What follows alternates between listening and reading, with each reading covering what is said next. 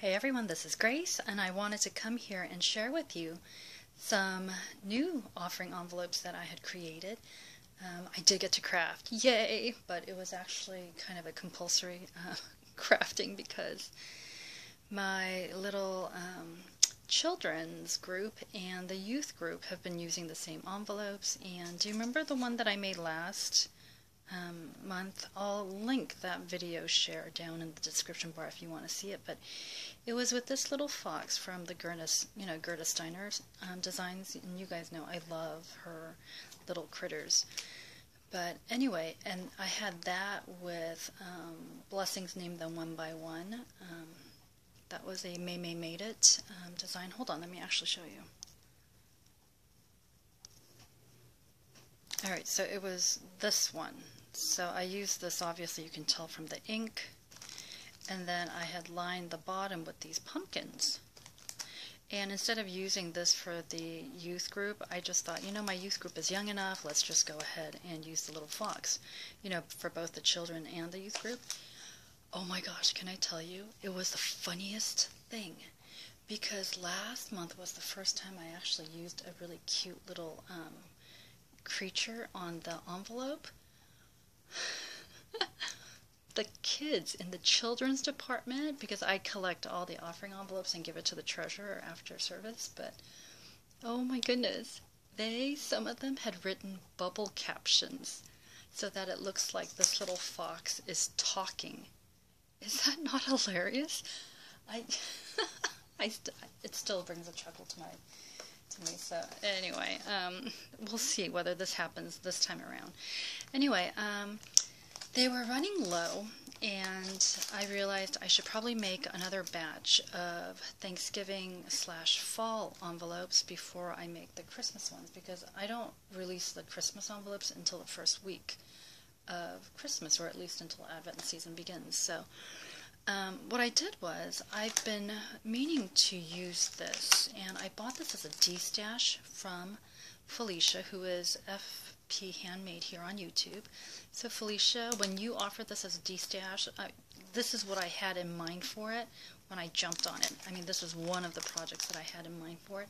I thought that this would be so great to use for the offering envelopes. So, and for whatever reason, I think May made it, her stamps have that stain.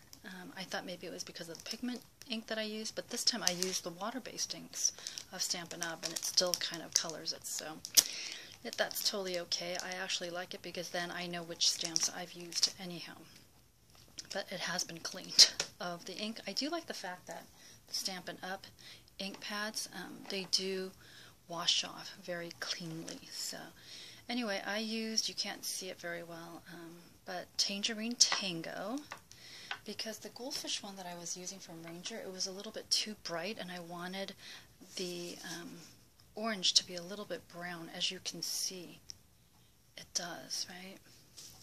And then the green one I used was Wasabi, or Wild Wasabi. So you guys know I really like this color, and I love the juiciness of the Stampin' Up ink pads.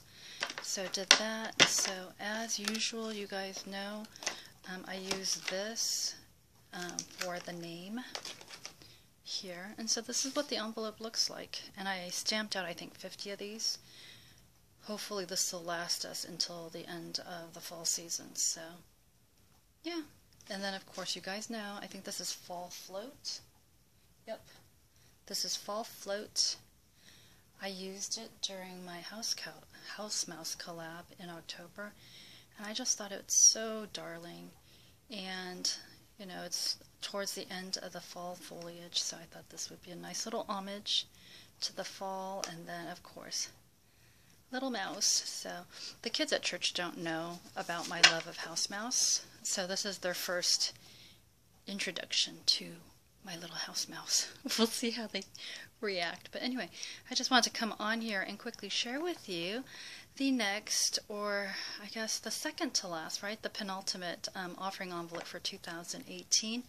After this set is used up, I will be creating the set for Christmas. So, and that should run us all the way through to December. So, and for those of you who are wondering, I just get the Studio Art, the 100 white envelopes from 99-cent store, because oftentimes they use it and then we end up throwing it away. So, alright, that is it. I hope you guys enjoyed. I am going to go back and do some work this weekend. Oh, and for those of you who did know about my chipped tooth, I did go to the dentist. I have like such an awesome dentist. I hate dentists.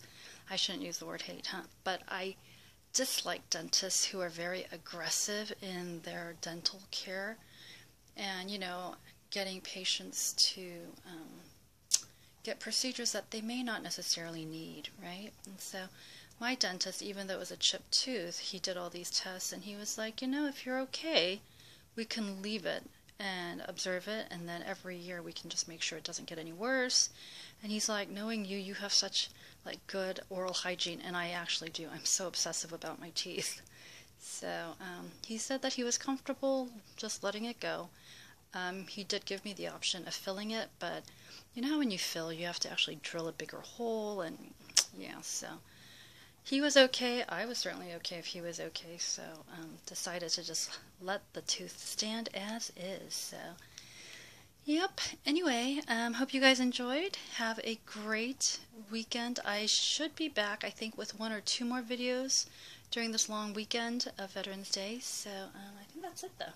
Like, subscribe, and I'll see you later. Bye!